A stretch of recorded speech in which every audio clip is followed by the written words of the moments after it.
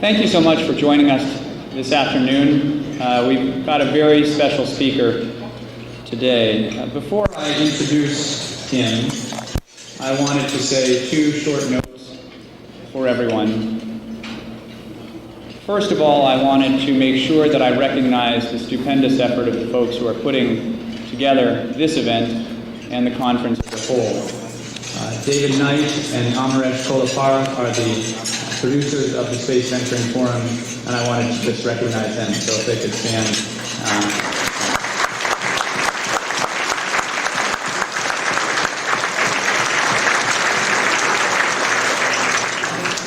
I also wanted to take this opportunity at the beginning of the 2006 ISDC to recognize our third co-chair, who has been doing amazing work over the past few months. And she was not recognized in the morning because she was hard at work somewhere else. But she is in the room now, and so if we could have Pat Montour please stand. Thank you, Pat.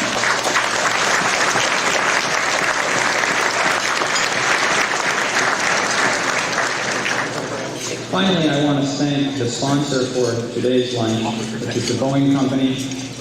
Boeing Company has obviously tremendous involvement in spaceflight today and has been a longtime supporter of the National Space Society.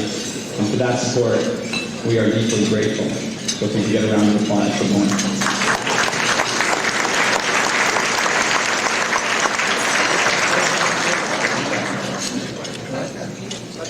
As they say, the next man needs no introduction. Burt Rutan is the founder and CEO of Scaled Composites, which he established in 1982 to develop research aircraft. Since its founding, Scaled has reeled off first after first, record after record, historic achievement after historic achievement. It is, I think, a wonderful thing that he is sitting today with Paul McCready at the head table. Arguably, we have two of the finest aeronautical and astronautical designers in the world here at this head table. So, welcome.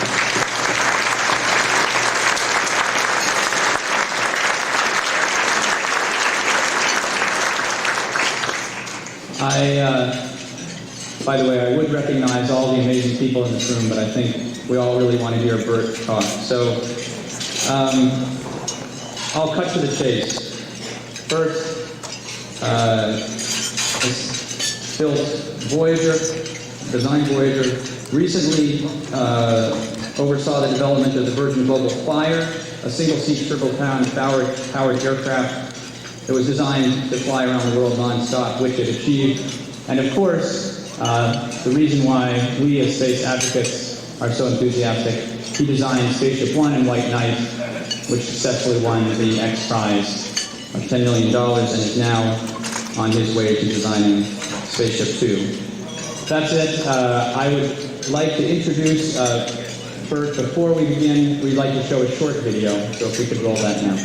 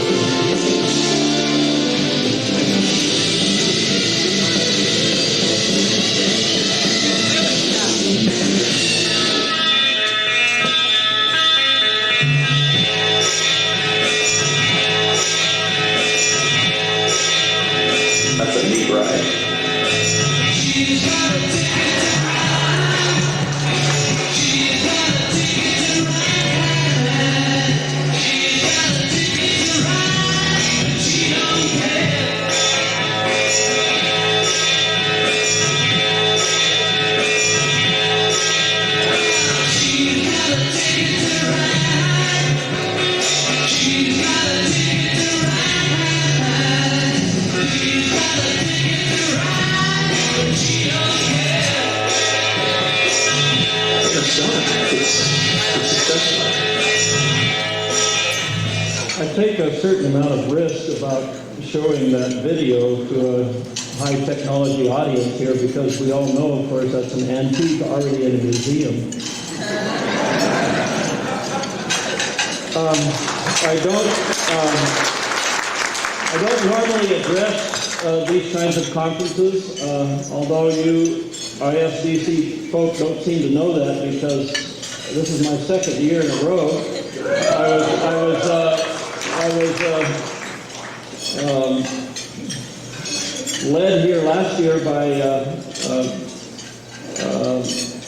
Von Braun rocket scientist who gave me the Von Braun trophy. So I was very delighted to be able to join you then. But in general, I don't go to these things because I don't really know what to say. I think I made a mistake last year telling this audience mostly things they already knew. And probably didn't surprise folks because you kind of expected that Burt Rutan would say those kind of ugly things anyway. So I'm a little bit concerned about today, possibly about offending some of you. But I want to tell you up front that this is not a technical session or a policy session. This is a luncheon, and I'm here as a humorist. And my remarks, which are written about an hour ago, were handed to me by the author. It was Peter Diamandis.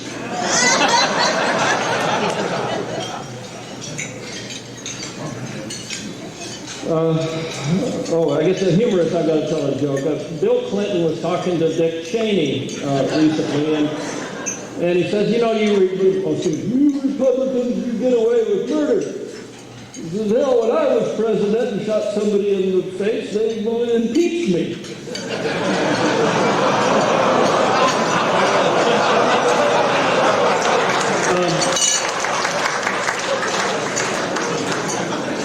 I want to talk to you a little bit about why SpaceShipOne did succeed, why we were able to identify new breakthroughs. And keep in mind, I view the success of SpaceShipOne not that some home builder was able to build an airplane with a good enough rocket motor to leave the atmosphere and come back alive. We look at it as something a lot more important, and that is we were able to identify, design, and go out and validate several breakthroughs that each one of them can have an enormous effect on the safety which would allow us to fly the public on space flights. My position on that is that is in front of us. It's able to move into flying the public now, but that's only for suborbital flights. And I don't want anyone here to infer that Burt Rutan thinks that there is something that's affordable enough and safe enough both to fly the public on orbital flights. That's not my position at all, and I plan during this talk to indicate what I think might need to be done for that to occur in the future. One of the reasons that it succeeded was a customer. Paul Allen was what I thought at the time an optimum customer to have for a research program, in that he didn't think that he already knew how to do it.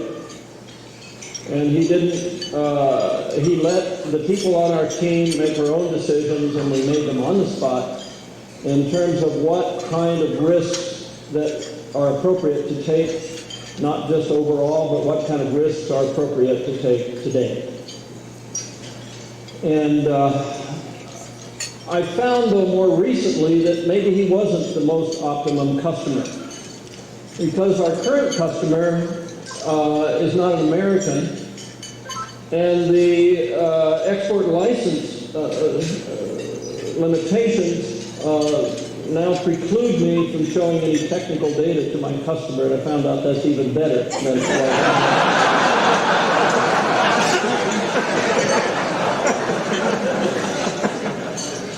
I want to talk to you about my goal. My goal, and everybody, when you get as old as I am and have all this gray hair, and you get 60, you tend to think of, well, what am I going to do with the rest of my life? What would I like to see happen? What would I like to see occur? And I've got something pretty ambitious, and that is, I do want to go to the moon in my lifetime. And I want to see affordable travel to the moon in my lifetime. I've only got 40, 45 years or so, unless you life extension guys get to work. And I'd like to see my grandchildren go to the more interesting moons of Saturn and Jupiter. And the reason I bring that up is I want to make a point that achieving either one of those will absolutely, positively depend on breakthroughs that we cannot imagine today. This is not going to be done by taking the 60s stuff. It absolutely has to be breakthroughs that we cannot imagine today. And our key is going to be capitalizing and programs that are willing to go out and take the kind of risks that those Apollo guys did take.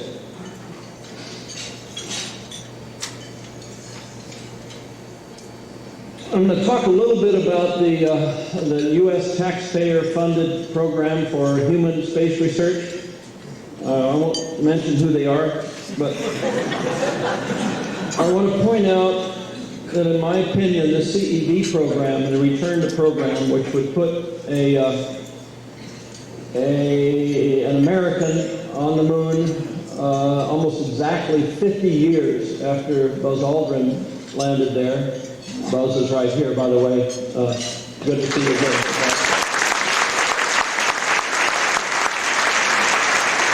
I believe that program as taxpayer-funded research makes absolutely no sense.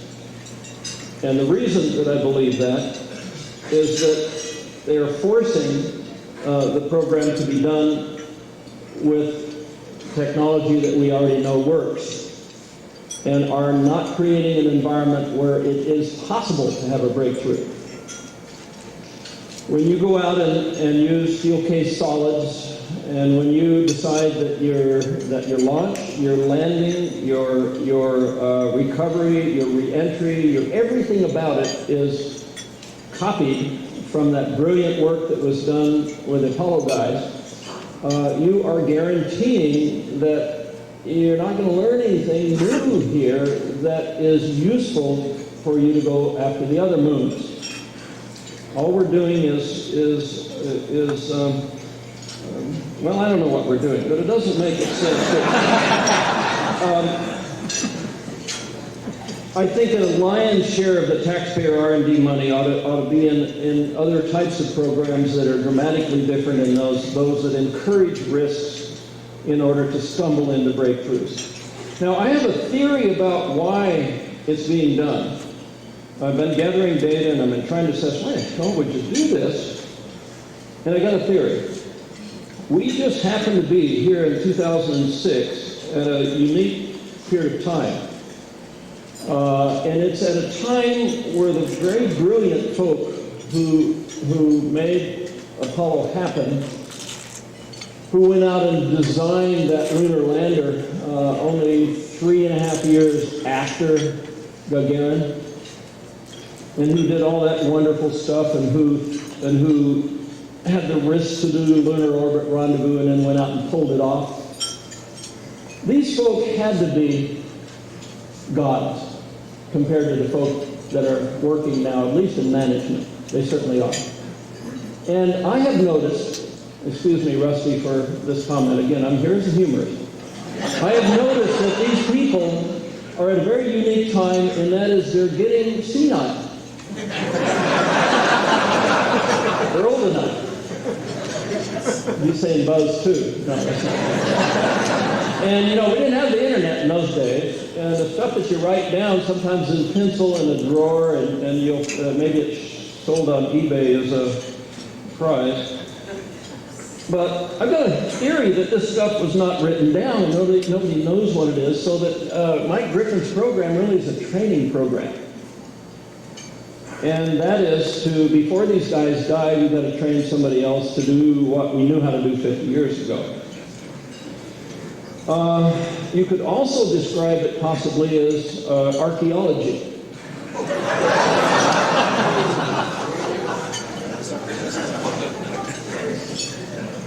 I have talked to Mike Griffin about this. By the way, I think Mike Griffin is absolutely the best man for that job. I love the guy. I wouldn't want his job. And when I talked to him, he convinced me, and he's right. He said, Burt, you do the same thing that I'm doing if you were sitting in my desk. You've got this Bush doctrine that says you've got to do this, and you only have pennies to do it, so you've got to use the stuff, you do the same thing. And I talked to him at length on that, and finally decided that, yeah, if I was to have that job, I would be forced into doing exactly the same thing. But I said, Mike, there's one thing I would do different. At a particularly interesting portion of the program, early, I would call a press conference. And I'd get the aerospace media and the media out there for a major announcement about NASA's plans to go back to the moon.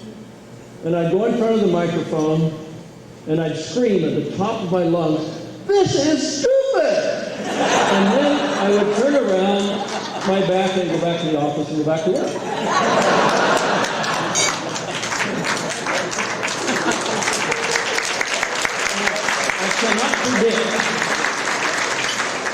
I cannot predict what kind of breakthroughs, because we don't know what they are, but we know they're required. I cannot predict what kind of breakthroughs are going to be needed to have safe and affordable human access to Earth orbit.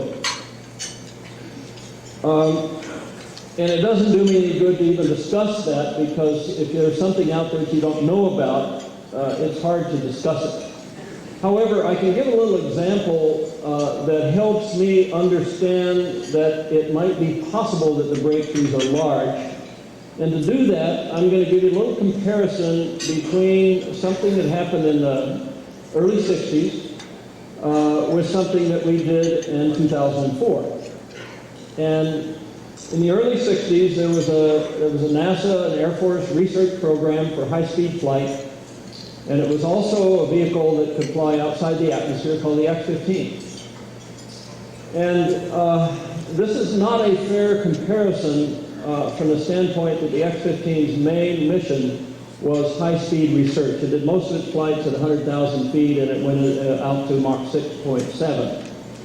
However, if you look at what its capabilities are in its flight profile and its generic safety issues for flying outside the atmosphere, you see something pretty dramatic. The X-15 was launched by a B-52. The SpaceShipOne was launched by a home build. The X-15 was single place, and it weighed 58,000 pounds, actually heavier when it had the drop tanks, but it could leave the atmosphere having been launched at 58,000 pounds. SpaceShipOne weight at launch was about 12% of that, carrying three people to about 3 kilometers higher than the X-15 did fly. X-15's re-entry dynamic pressure was 1,600 when coming back from space. SpaceShipOne's dynamic pressure peak coming back from the same altitude was about 8% of that. X-15 was in Canal, and they had TPS problems with it. SpaceShipOne flew with 14 pounds of thermal protection, and it needed only 4 of a material that could be bought and installed for about $30. Mike Adams lost his life on the X-15 re-entry when he didn't carefully control alpha and beta during the re-entry. SpaceShipOne can re-enter upside down or tumbling and not hurt anybody. I've got a whole bunch of other things here, but I think I've got your the gist of this. Is we were looking at something very different. We were looking at research for sure, and that we were trying to develop some breakthroughs that would make it actually safe enough to to move ahead relatively early into something that could fly the public. And that was our focus. But in doing so, there are dramatic differences in what people thought was normal. And I'm telling you that if I do get to the moon in my lifetime, and there is affordable trips to the moon in my lifetime, and those neat resort hotels and those little short excursions where you go out around the moon, etc.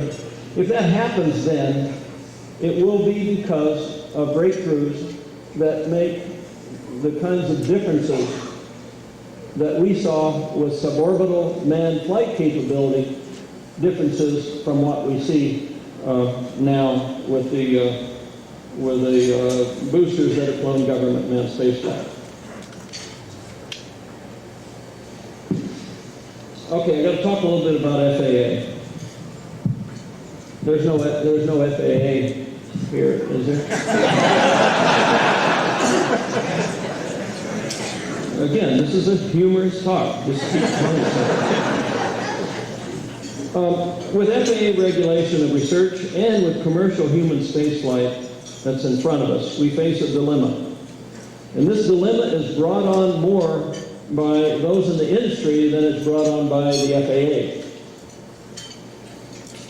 And I think it's because there was a lot of lobbying work to try to change these rules by folk who did not recognize the difference between the norm, and the norm being a high-risk research and government-like complex systems, and systems that were not known at the time, and that is those that are robust enough and low cost enough and safe enough to be needed to sustain a real space tourism industry. I'm talking about something that can fly our kids, that can fly 1 million people. I don't think they recognize what we are faced with when there is such a thing as that second category.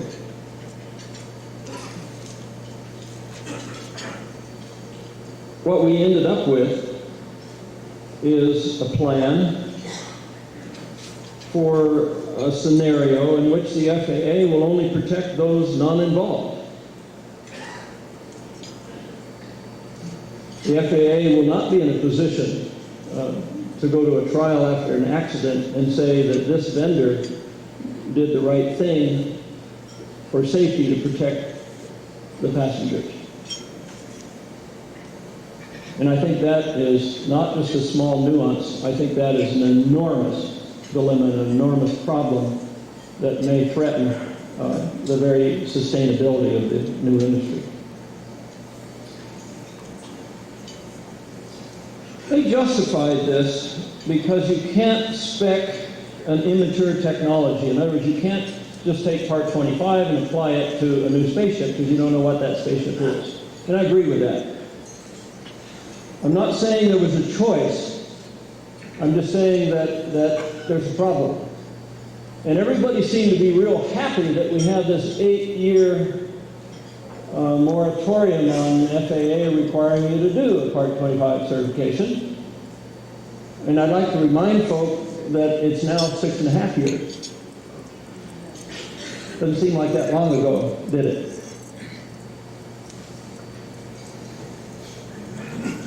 I fought unsuccessfully in terms of the regulatory agency for licensing our SpaceShipOne flights. I fought unsuccessfully for my program to be regulated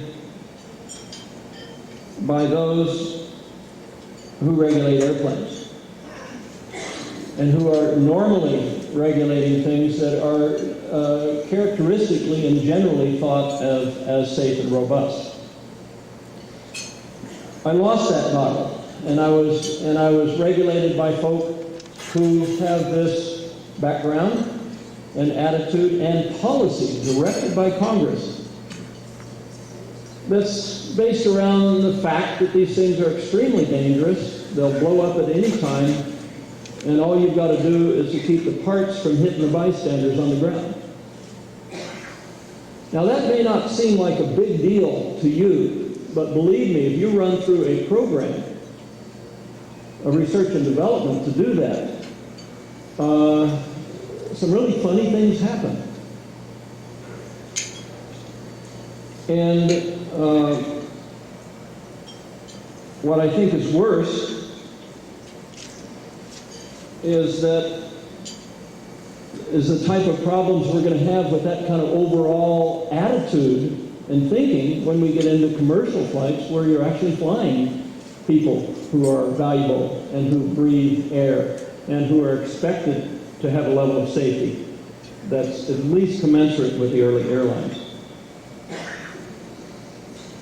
AST,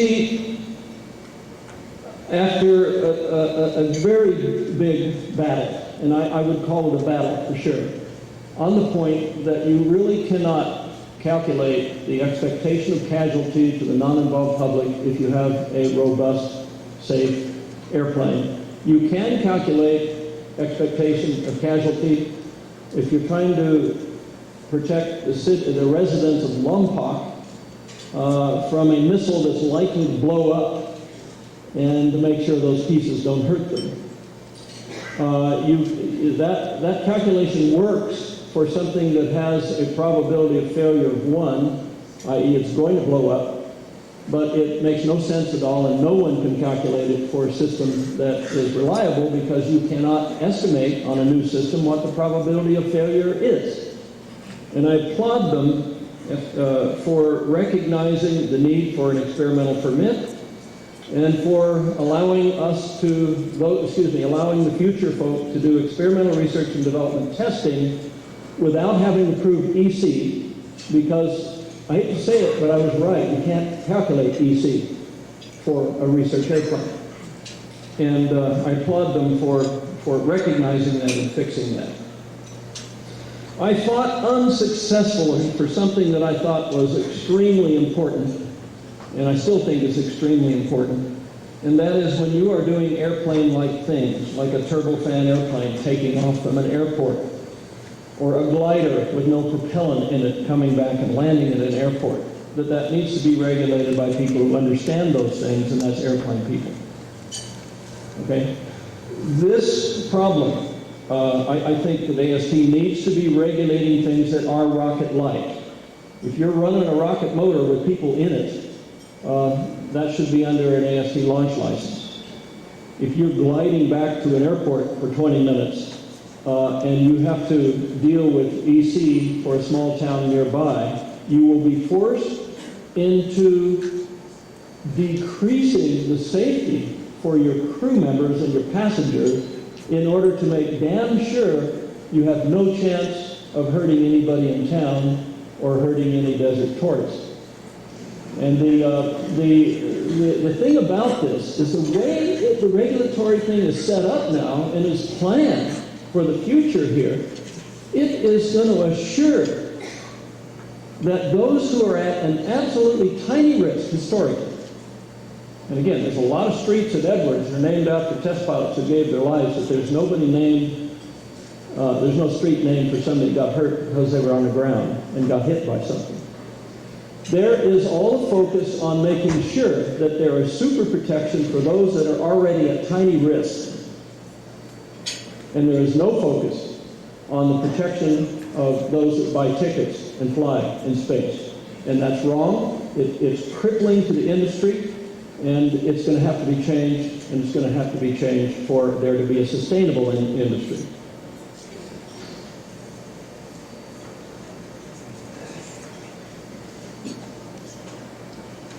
What we have for the next 6.5 years, unless we're able to change it, is a scenario that blocks the industry rather than promotes it. We will find that those that die are those we knew all along were the ones that are at high risk. And yet there's not a focus, like there is with certifying airplanes, to protect them. And we'll find, of course, that there's a tiny risk, absolutely tiny risk to the non-involved, will be super protected at large cost to the taxpayer and at large penalties to the ability for the developer to go after and seek those breakthroughs that we need to have an industry ahead of it. What will happen, the FAA will claim victory, pat themselves on the back for having done their job well, and I'll predict that as bad as this might be, good or bad in terms of accident records over this next couple of decades, which are going to really mean what we're going to see on the industry, you're not going to have anybody hurt on the ground that's non-involved. And FAA will claim victory for achieving that accomplishment, which would be achieved even if they did nothing. Of course, what's more important is to do something to monitor and approve or accept the ethics and the technical decisions and the testing that's done by the developer of these new spaceships.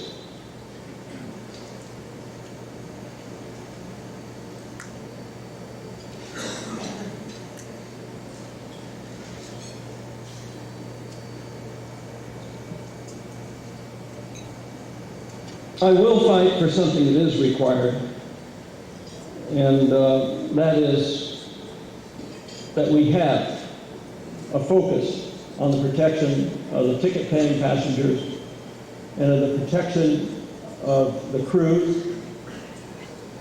And the problem now, and I know why this is being ignored, because we don't have a Part 25 for spaceships, and we won't have one until spaceships are invented and until different ones are out there. And the reason everybody wrestles with this is you really can't regulate something that's not invented yet. And if you try to, it will never get invented.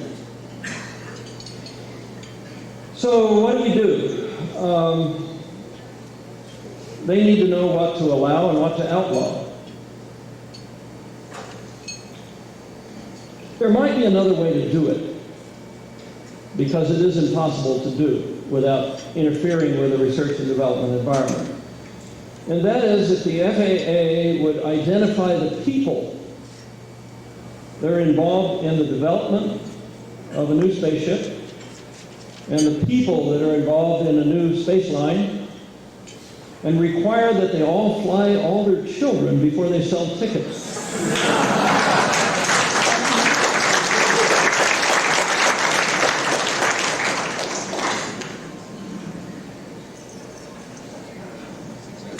I do think that a focus needs to be changed to promote and encourage the development of safely breakthroughs.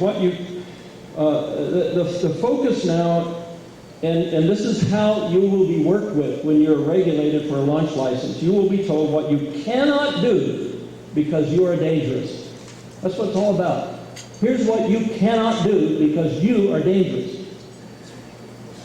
It is possible for the focus to be what you can do and recognize that you are robust. That really is possible to do that.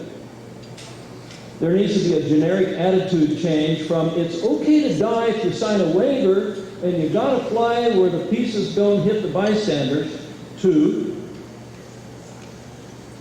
identify and encourage the safety breakthroughs that do exist, i.e. the inventions that people have out there, and then go out and require equivalent safety on whatever else that you're going to do, instead of this attitude that it's okay to fly the most dangerous thing possible as long as you don't hurt a bystander.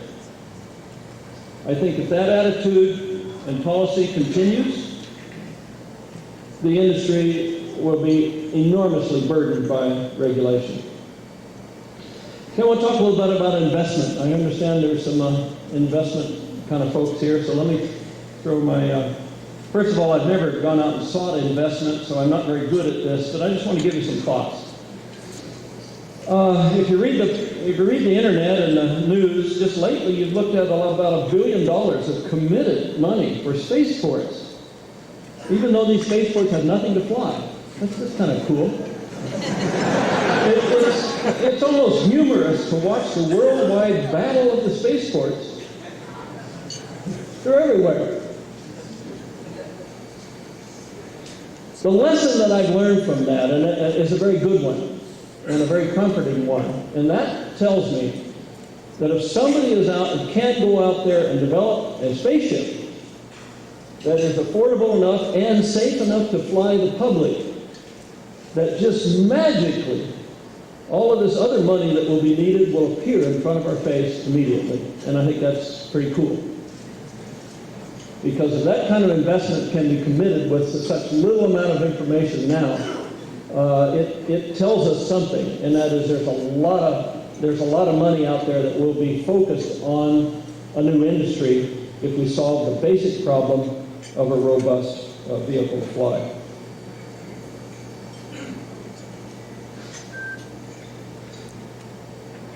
If I look at right now what you see in non-taxpayer investment for manned spacecraft, and again, we're looking at $1 billion or so out there now. There's probably 2 or 3 times that really there, because I think most of these folk who are committing funds are smart enough not to tell everybody what they're doing.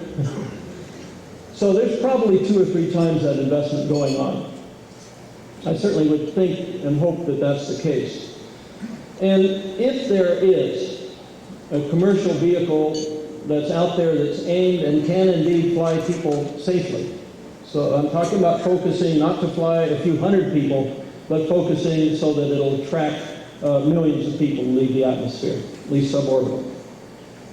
I think that we are 12 to 15 years away from seeing private non-taxpayer funding on manned spaceflight research and development being at least half of what NASA spends, the taxpayer dollars. And the cool thing about that is every one of those dollars will be spent more efficiently by a factor of 10 to 20 in terms of how it's going to allow you to fly. So keep in mind, this is Burt's prediction, that with no taxpayer money, there will be 12, 15 years from now, many, many times the value going into human spaceflight development than there is right now, without the taxpayer spending a nickel. And I think that's kind of cool. And I would hope that what we did had a little bit to do with that.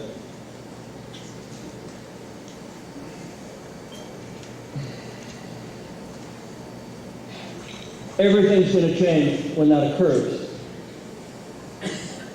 When the solutions for affordability and safety of going things to orbit, everything changes, because we can afford to send thousands of probes out to the planets instead of just 1 or 2 every year or 2. I've recently read a book called Things We Believe But Cannot Prove. It's a wonderful little pocket book. What it is it's little essays or little opinions by more than 100 scientists. And each one of them was asked the question, tell me what you believe, but you can't prove it. It's an interesting question. Think about it.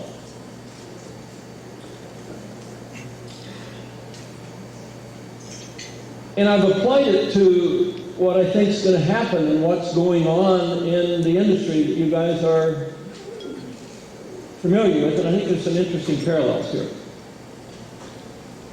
First of all, if you believe that it must be a fact that it's generically expensive and dangerous to put people in orbit, you are not likely going to be one that challenges that unless you see another proof that your belief is wrong.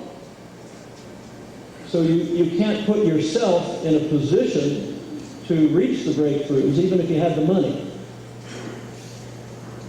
And some of the folk, the big guys, are going to have a lot of money over the next 10 years. And yet they're not going to focus it on the breakthroughs because they have a belief that it's generically expensive and generically costly. And that, I think that's going to happen regardless of whether you're Boeing or Armadillo and everything in between.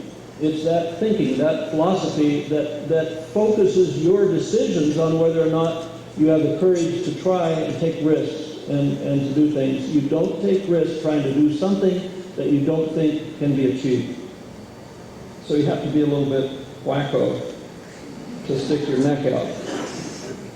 Well, I don't know if it's just wacko, but I think we're going to need the same kind of courage that the folks did trying to beat the Russians in the early 60s in terms of taking risks. Now, I believe, and I think others out there who get into this business believe, that it can be affordable and safe, even though I cannot prove it. I can't prove what my belief is on the kind of breakthroughs we'll have to allow you to have resort hotels in orbit within the next 20 years. I cannot prove that at all, but I believe it.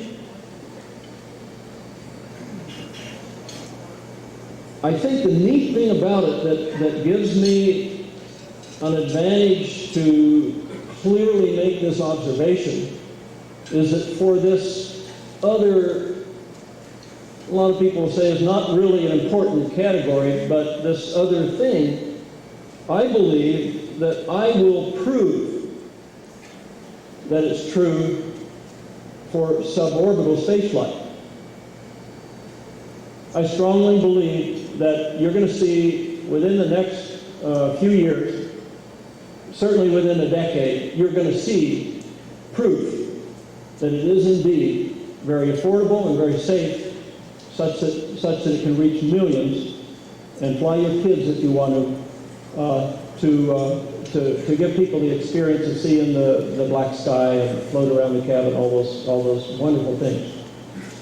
I believe also that because that happens, or if that happens, that it might kind of ring a bell to someone else and say, well, wait a minute, we didn't believe that before. Now, some people believe it, and we actually have solid proof. You see what I'm getting at? And sometimes it just takes that nuance of thought, and whether the thought lives within the mind of someone who makes a decision to give you $1 billion to put at risk, or whether it's an engineer who wants to try this real wacko thing that probably won't work, but if it does, it's a big safety item. See what I'm getting at? You got to have that belief. I don't believe that Boeing and Lockheed will be the players initially because they don't believe that it's possible. I think they will wait to get into the market, and only after there is clear proof that their belief is wrong. And here's my example on that. IBM took 6 or 7 years to get into the market of personal computers after Apple was delivering them to the public. And I think you'll see the same kind of parallel on something that is going to be a much bigger industry than people think it is. And people, again, if you want Burt to make a prediction, suborbital, human space flight, because there's going to be some cool things that you can do there. We're not talking about them yet. We don't have all the ideas, but a few of the ideas are coming from us. A much bigger bunch of the ideas will come from the others that are working on. This is more interesting, and it has a bigger market than anyone in this room probably suspects. And it's a much bigger market than everything else that you do related to human spaceflight or spaceflight. It's big.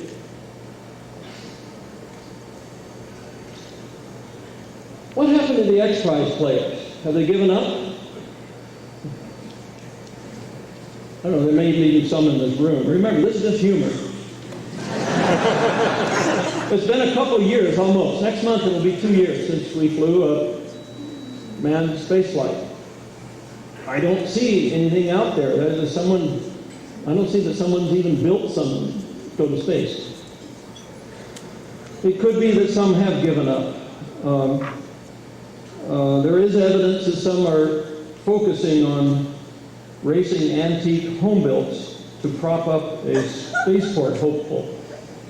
And I'm disappointed by that. Maybe there's some money in it, but for God's sakes, we're not doing this for money. We're doing this to fly humans to space. And I'm bothered by what look like some of the more hopeful companies that were going to lead us soon into affordable and safe at least suborbital space flight, because it is a step that I need to reach my goal to go to the moon in my lifetime, and I'm bothered by that. Some are still chasing dreams and even name their ships appropriately. It's beginning to look like our competition. When I say our, there is a press release out, so I can confirm that Scale Composite is in development of a commercial space liner, which we plan to certify and do commercial operations in the future. It's beginning to look like our competition will again be those damn Russians, just like it was in 1960.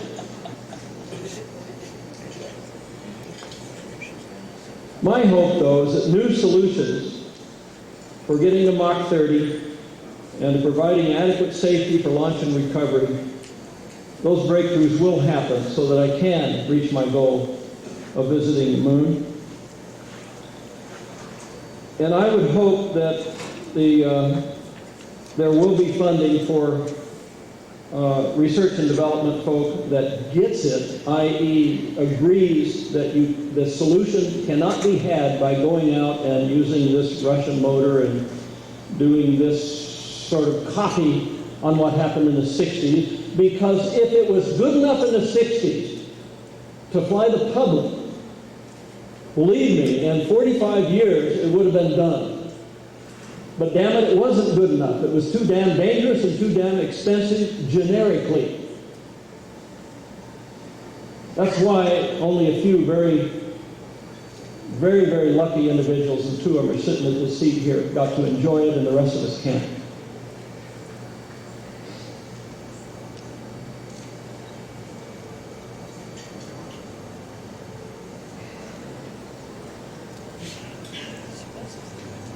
And I would hope that the very best and brightest of our current generation and our new generation of folk who want to develop spaceships so they can fly too, I would hope that their skills and talents are not wasted by being forced to just copy the old 60s stuff, because we deserve to give them a better environment than that. Okay, I'd be happy to answer any questions that you might have.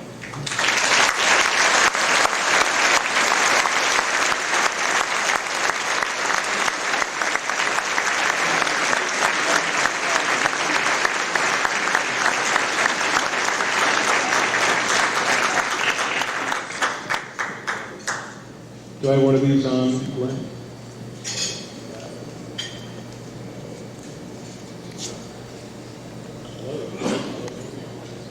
All right. We have two people with microphones. We have time for probably about 3 or 4 questions, and then after that, we're going to go back to the other room to continue the conference. And Burt, you're going to be around, right? He'll be around if you want to talk to him. Do we have the house lights up?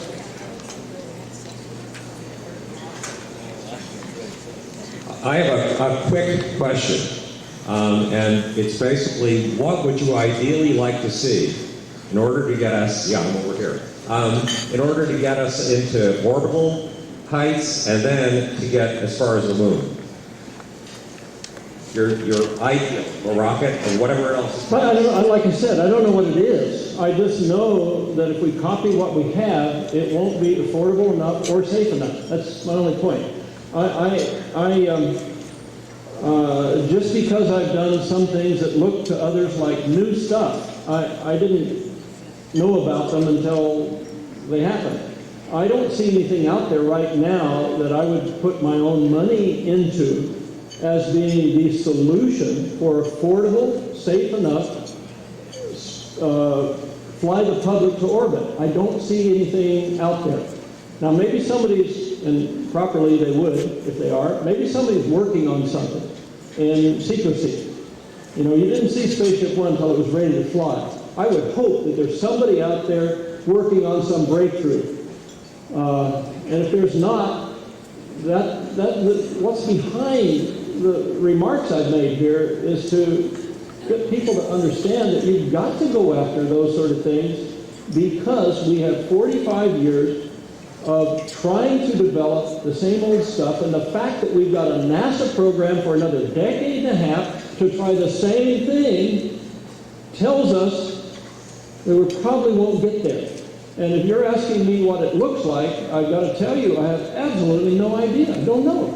A breakthrough is just that. You don't, in fact, you know, a breakthrough, another definition, or an observation, not a definition, is after a breakthrough occurs, you can look back before it's a breakthrough and you have a general consensus that it's nonsense. Right? So what that means is the kind of people that are out there, like Paul McCready, they're out there trying to do breakthroughs, they've got to have confidence in nonsense or they won't even try it. So that's why usually the wacky people have the breakthroughs. The smart people don't.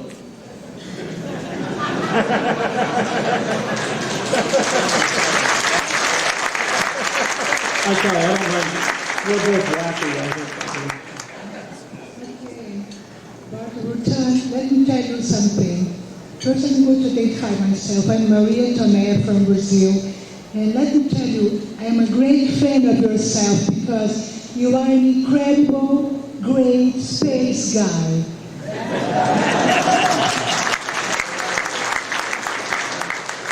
My question is, if you ever go to the moon, what I really hope you will, what kind of propulsion system or boosters you are going to use to get there? Okay, let me, did everybody understand the question?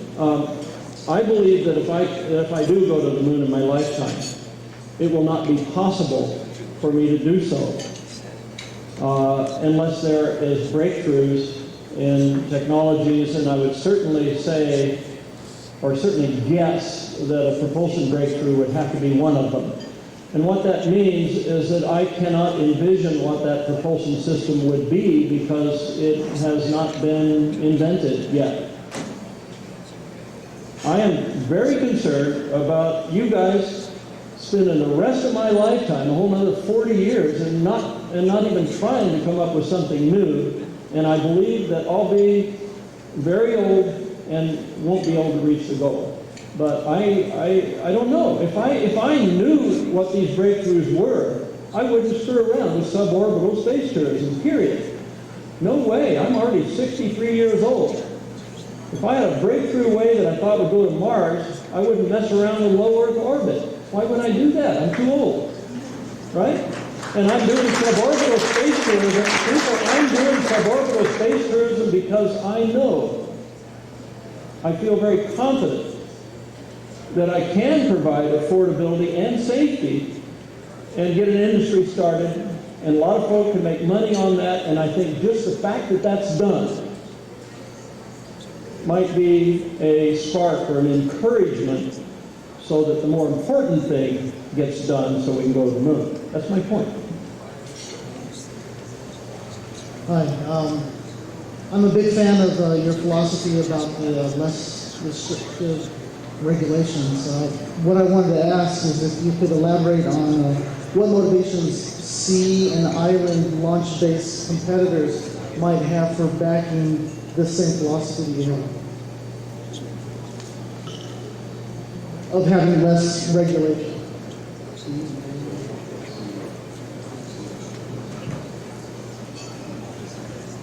I think the question was something about sea launch-based. Companies that are proposing to launch from the sea or from islands might not be as impacted by the regulations imposed by these agencies. Why? Can you say why they might back you or why they should? I don't know. I'll tell you, as far as dodging regulation by going to the sea, I don't know. I think very early in the program, I was very concerned that I wouldn't have to go offshore to do space research. And over the few years that I was trying to think about that, somebody also thought about that, and the FAA fixed it by saying if you're an American citizen, you can do this on the moon, and we still got it regulated. So I don't understand that there's any kind of benefit for an American anyway to try to dodge regulation by going somewhere else. I think they closed that loophole many years ago. Does that answer the question you were asking? I'm not really sure.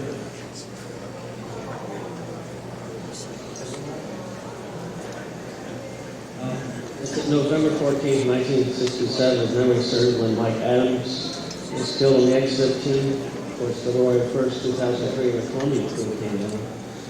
Are you satisfied with the explanations of both of the commissions that studied those accidents, that they came to a complete and final conclusion about the cause of failure in those two accidents? Well, I was at Edwards when Mike Adams was killed. I saw that firsthand. I also saw that the government research agencies did flight tests in that time, and they were a combination of NASA and Dryden and the Air Force. They very quickly went in and identified the cause, and they very quickly got back into research service because they recognized that what they are doing is generically dangerous because it's research. And they did not put out recommendations after the Mike Adams accident that would stymie and preclude efficient progress of the research agencies to continue. And the X-15 flew many flights after that and flew flights shortly after that.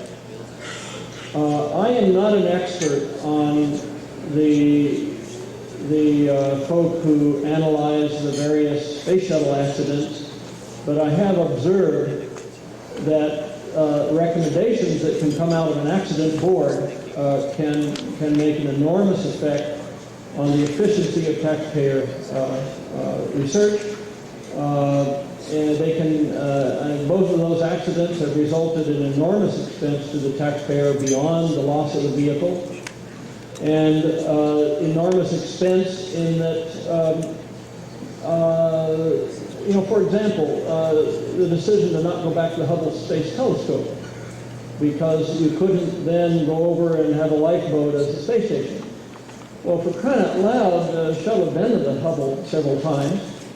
And the thing that really bothered me about that was, well, wait a minute, are they just saying that the shuttle can't do anything dangerous, even though we know it? Of course, it is dangerous. It's complex, and it's generically dangerous.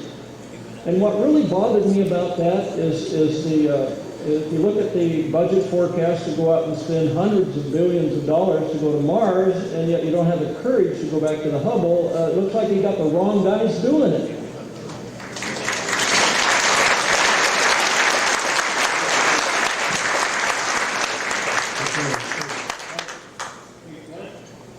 Do I have one of these? Burt, what's the single greatest engineering challenge you had putting SpaceShipOne up? The single greatest engineering challenge on the SpaceShipOne research and development program, I deemed it to be one of two things. One is our new configuration of a cantilevered hybrid rocket motor. I knew there were big benefits on safety if it worked. I also believe, even though I had to strongly support this amongst my design team, and it was wacky enough that I could not show a lack of confidence in the feather system for reentry, because if I did, I'd be screwed. My own people thought it was wacky. So I had to at all times say, hey, this is good, it'll work. And I had to show that level of confidence. But certainly, privately, I worried a lot about that. You fold your airplane in half before you go Mach 3, and that's where you have your highest G loads, and that's what you need in order to come back from a suborbital space flight to allow you to go straight into the atmosphere. Yeah, just like that. So anyway, and interesting enough, the two biggest things that I thought were biggest concerns gave us no problems at all. One thing that we wrestled with was flutter, and that was related to the transonic area. and we made changes on that. There were a few other little arrow tweaks. You can see most of this really just by looking at the Black Sky documentary, but in general, if I look back on that program, I say, crying out loud, we didn't take enough risk because everything worked. That's going to be the last question. Again, Burt will be here all day. And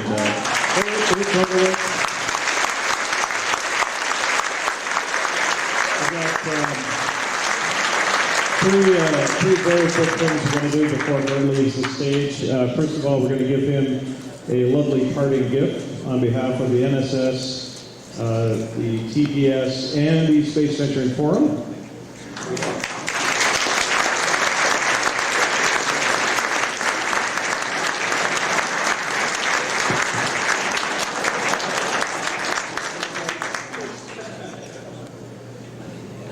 He's got the site. The next thing I'd like to do, which is going to be a somber moment, I'd like us just to have a moment of silence for Scott Crossfield.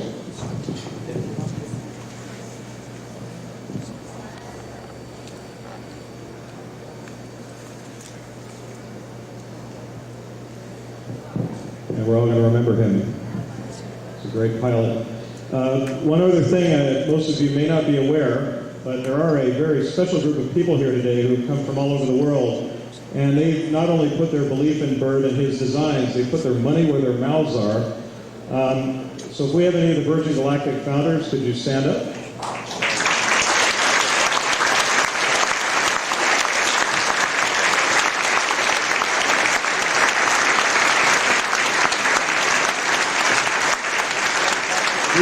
These are the people who have really, taken a giant leap. They are fully paid, pre-ticketed people to take the first flights on Spaceship 2. That's something else.